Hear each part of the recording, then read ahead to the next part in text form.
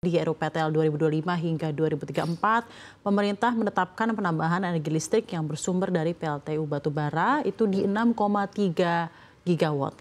Apa arti dari target ini? Bagaimana Anda melihat masa depan dan relevansi batubara untuk ketahanan energi Indonesia atau nasional? Ya, memang pada saat kita menyusun RUPTL itu kan target yang akan kita inginkan sebenarnya sesuai dengan PP 79 2014 kan kita mau mengembangkan EBT. Di mana EBT itu porsi yang harus kita tingkatkan sampai ke angka 37%. Tapi ternyata dia sampai 2024 aja baru 14%. Artinya peningkatan dari 2021 ke 2024 cuma 2%. Memang tantangannya begitu banyaknya ya untuk EBT ya. Sehingga untuk mengejar itu apalagi kita punya target di 2045 itu Indonesia emas, kan tidak kita bisa mulai dari pertengahan. Harus kita mulai dari sekarang itu kan. Karena industrialisasi kan nggak bisa di pertengahan, harus dimulai dari sekarang. Apalagi sekarang pemerintah lagi menggiatkan untuk industrialisasi pabrik, kemudian untuk terkait dengan hilirisasi, sehingga kita perkuat untuk sektor kelistrikan ini untuk meningkatkan kelistrikan dengan penambahan 6,3 gigawatt dari batubara.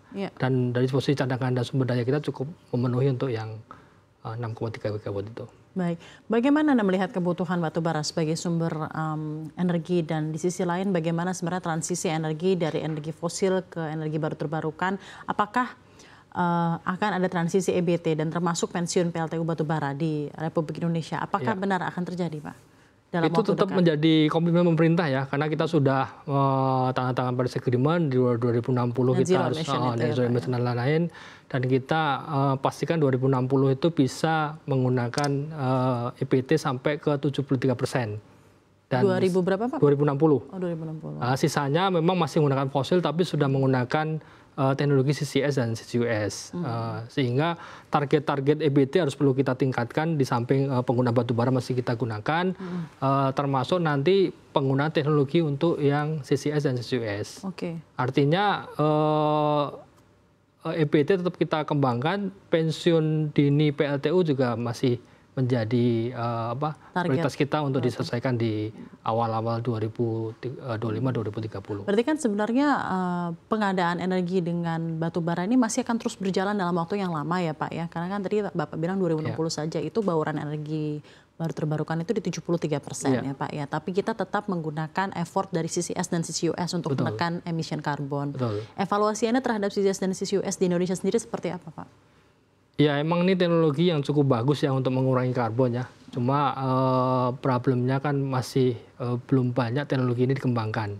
Artinya kalau belum banyak ya dari sisi harga juga masih cukup besar. Sehingga dengan harga yang segitu besarnya pasti akan mendongkrak cost untuk pembangkit itu memberikan harga listrik yang sudah di-capping oleh pemerintah itu.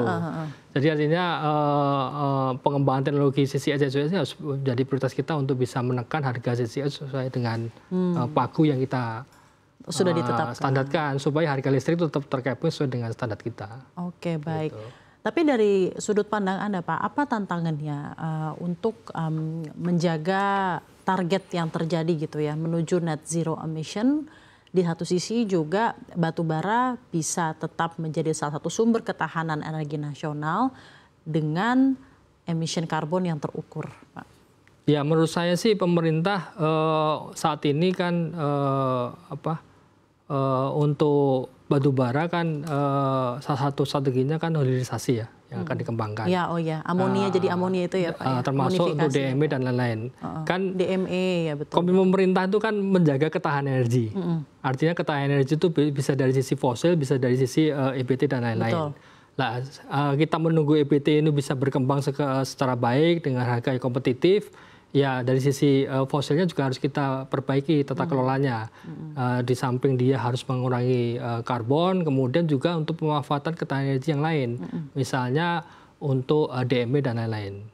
Artinya sebenarnya batubara nggak cuma dibakar hanya untuk PLTU, tapi bisa digunakan untuk substitusi LPG dan lain-lain itu. Betul sekali Pak. Bapak kita lihat ya Pak ya, memang beberapa tahun belakangan, 2 tahun belakangan saja Pak, sejak mungkin ada gejolak Rusia Ukraina per 2023 kemarin, Israel dan juga Palestina, Gaza. ada begitu banyak gejolak geopolitik di Timur Tengah. Lalu juga kemarin per April ada tambahan dinamika yaitu perang tarif Pak dari Amerika Serikat yang belum terlihat juga nih ujungnya, masih uncertain-nya begitu kencang. Bagaimana Anda melihat peran penting dari batubara untuk menjaga ketahanan energi nasional? Iya. Karena kalau kita lihat negara-negara besar malah kembali lagi menggunakan batubara ya Pak. Iya, seperti itu. Jadi pada waktu kemarin perang Rusia Ukraina kan, akhirnya beberapa negara Eropa juga ada yang memakai batubara. Prinsipnya sebenarnya terkait dengan geopolitik yang makin tidak kita prediksi ini ya, Indonesia harus memastikan bahwa kemandirian energi, ketahanan energi itu harus dipastikan dulu. Karena kalau kita bicara di luar, tentunya kita nggak bisa prediksi. Tapi di dalam kita bisa lakukan strategi supaya kemampuan ekonomi kita, kemampuan energi kita bisa kita penuhin. Gitu. Artinya dengan produksi sekarang yang kita sudah luncurkan di tahun 2025 mencapai 700 ton itu sampai nanti 2030 masih seangka itu, artinya untuk kebutuhan demo masih kita cukupin. Tinggal nanti kepastian terhadap substitusi-substitusi yang lain. Karena nanti kalau terkait dengan geopolitik ini kan banyak berdampak pada sektor migas sebenarnya ya. Betul. Sektor migas artinya minyak dan gas juga akan mempengaruhi harga dan lain-lain. Tentunya batubara bisa memberikan distribusi atau kontribusi terhadap substitusi atas gas melalui hilirisasi. Oke, Bapak, tapi untuk pemanfaatan batu bara ya Pak, tadi saya sempat melihat beberapa paparan dari Anda gitu ya, untuk pemanfaatan batu bara dalam negeri itu tidak salah, kalau tidak salah bauran itu tidak hanya untuk listrik ya Pak, dan industri lain juga ada ya Pak. Betul, betul. Itu untuk apa saja Pak, bisa dijelaskan? Mungkin ya, banyak pemirsa CNBC Indonesia belum tahu ya Pak, ya, bahwa tidak hanya listrik loh penggunaan ya, kalau DMO kita sebenarnya kalau di angka 235 juta itu kan yang listrik hanya 139. Oh, tuh listrik ya 139 ya Pak ya untuk DMO. Hampir separuhnya untuk listrik itu, 60% untuk listrik. Tapi di luar itu masih banyak dipakai untuk sektor smelter. Smelter ini untuk boilernya mereka, kemudian untuk industri kertas, industri pupuk. Pulp ya, untuk pulpnya ya Pak. Kemudian industri semen dan lain-lain itu masih cukup besar juga peranan batubara untuk suplai kepada industri-industri. Jadi juga menggerakkan industri ya Pak ya, luar biasa. Oke.